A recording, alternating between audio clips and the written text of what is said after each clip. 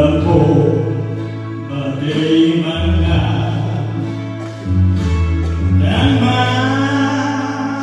mang đi ngập một ngàn ban đêm đã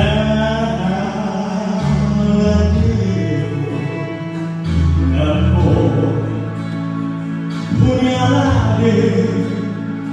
Oh, bientôt, n'importe où, en regalarte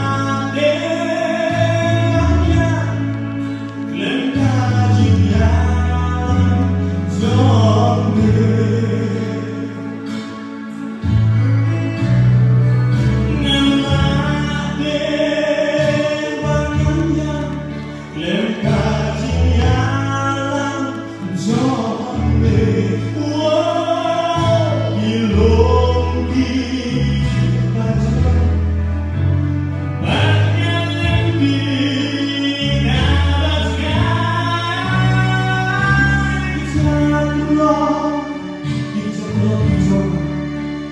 Y hay